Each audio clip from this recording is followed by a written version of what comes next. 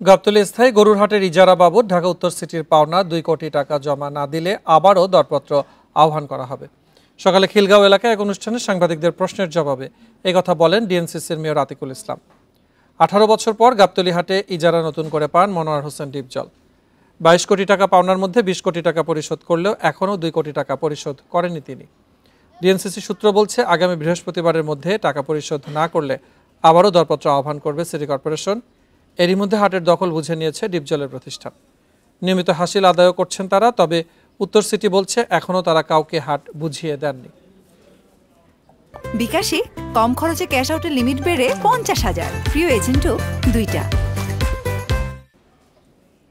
City corporation থেকে যখন আমরা চিঠি দিব তখন কিন্তু এটা হাটের মালিক কিন্তু সেই হবে। এটা হাসিল কারা উঠাচ্ছে কি উঠাচ্ছে কমপ্লিটলি তাদের ব্যাপার।